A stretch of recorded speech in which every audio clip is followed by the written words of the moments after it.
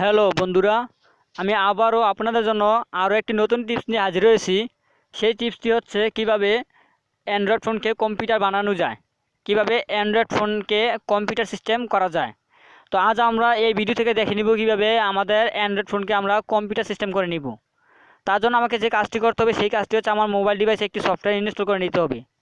তো বন্ধু, কাজ দেখানোর আগে আমি একটা আপনাদের কাছে অনুরোধ করে রাখছি, আপনি যদি আমার চ্যানেলের নতুন সদস্য হয়ে থাকেন তাহলে নিচ থেকে আমার চ্যানেলটি সাবস্ক্রাইব করে নিন এবং পাশে থাকা বেল বাটনটি বাজিয়ে দিন। এখন আমি মূল কাজে চলে যাচ্ছি। তো যাওয়ার আগে আমাকে আমার মোবাইল ডিভাইসে একটা সফটওয়্যার ইনস্টল করে নিতে হবে। আমার মোবাইল ডিভাইসে একটা সফটওয়্যার ইনস্টল করে নিতে হবে। তো বন্ধুরা, ওই সফটওয়্যারের নাম হচ্ছে কম্পিউটার। যেহেতু আমার মোবাইলকে আমি কম্পিউটার সিস্টেম করতেছি, তো এটাও একটা সফটওয়্যারের মাধ্যমে আমরা সিস্টেমটা করব। তো বন্ধুরা, এখন দেখেন আমি কিভাবে আমার মোবাইলকে কম্পিউটার সিস্টেম বানাইতেছি। তার জন্য আমাকে কম্পিউটার সফটওয়্যারটি ডাউনলোড করে নিতে হবে। তো কীভাবে কম্পিউটার সফটওয়্যারটি ডাউনলোড করে নেবেন আমি দেখিয়ে দিচ্ছি। তার জন্য আমাকে আমার ডাটা চালু করে নিতে হবে। তো এই যে আমি ডাটা চালু করে নিলাম, দেখেন আমি ডাটা চালু করে নিয়েছি। এখন আমরা প্লে স্টোর প্রবেশ করব। এটা হচ্ছে আমার প্লে স্টোর। এই প্লে স্টোরে আমি প্রবেশ করব। এই যে প্লে স্টোরে প্রবেশ করলাম, এই যে বন্ধুরা এখানে দেখতে পাচ্ছেন একটা সার্চ অপশন আছে। এখানে একটা সার্চ অপশন আছে বন্ধুরা, এখানে আমরা টাইপ করব কম্পিউটার।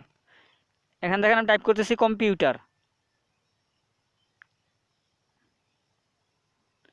এখানে লিখবো আমরা কম্পিউটার। দেখেন আমি এখানে কম্পিউটার লিখছি, তারপর দিব সার্চ।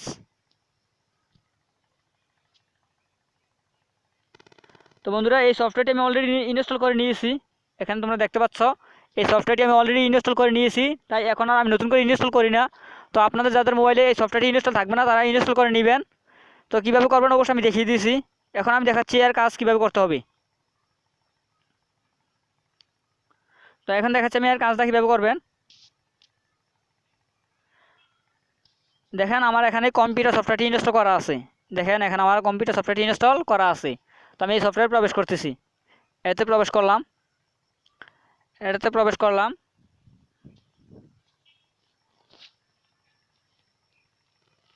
একটু অপেক্ষা করতেছি।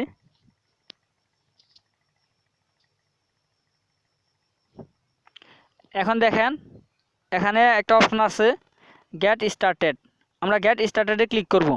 যেহেতু আমার মোবাইলকে কম্পিউটার সিস্টেম বানাইতেছি তাই আমি গেট স্টার্টে ক্লিক করব। গেট স্টার্টে ক্লিক করলাম। তো বন্ধুরা, এখন দেখেন আমার সেম কম্পিউটার সিস্টেম হয়ে গেছে।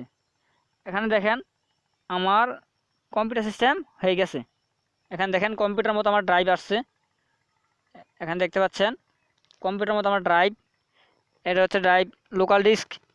তারপর দেখেন আমার এখানে সব ড্রাইভ শু করছে। আমার এখানে দেখেন আমার ইন্টারনাল এবং এক্সটার্নাল মেমোরি সবগুলো এখানে শু করছে, দেখতে পাচ্ছেন। এখন আমার সেম কম্পিউটার সিস্টেম হয়ে গেছে। এখান থেকে আমরা সব কিছু ঢুকতে পারবো, দেখতে পারবো। এই যে দেখেন,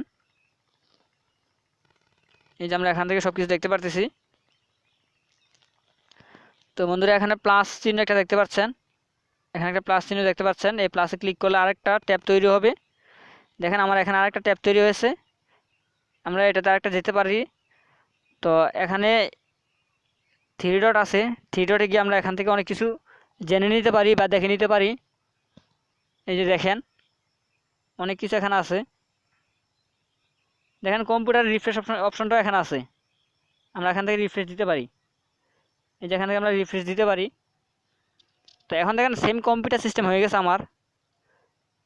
সব কিছু এখন কম্পিউটার মতো কাজ করতেছে আমার, যে আপনারা দেখতে পাচ্ছেন। এটা হচ্ছে আমার এসডি কার্ড, এটা হচ্ছে ড্রাইভ।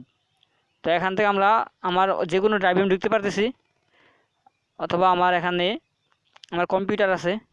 এই যে দেখেন এখানে আমার কম্পিউটার আছে। তো অবশ্যই আমরা মোবাইলকে এইভাবে কম্পিউটার সিস্টেম বানিয়ে কাজ করতে পারি। এটা হচ্ছে আমার কাজের শেষ, কীভাবে আমরা কম্পিউটার সিস্টেম করে নেব মোবাইলকে। তো অবশ্যই এইভাবে করে নেবেন আমি যেভাবে দেখিয়েছি। এটা সেম কম্পিউটার সিস্টেম হয়ে গেছে। আমি যখন কম্পিউটার ক্লিক করছি, তো দেখেন আমার এই ট্যাবটা আমি এখন কেটে দিচ্ছি। তার জন্য আমি একটা ট্যাপ করে ধরে রাখবো, এখন এই গুনচিনিতে দিব। কেটে গেছে। আমি যেভাবে দেখিয়েছি আপনারা ঠিক সেভাবে কাজ করবেন, তাহলে কাজ সাকসেসফুল হবে। তো এই হচ্ছে আমার কাজের শেষ, কীভাবে মোবাইল ডিভাইসকে কম্পিউটার সিস্টেম বানিয়ে নেবেন।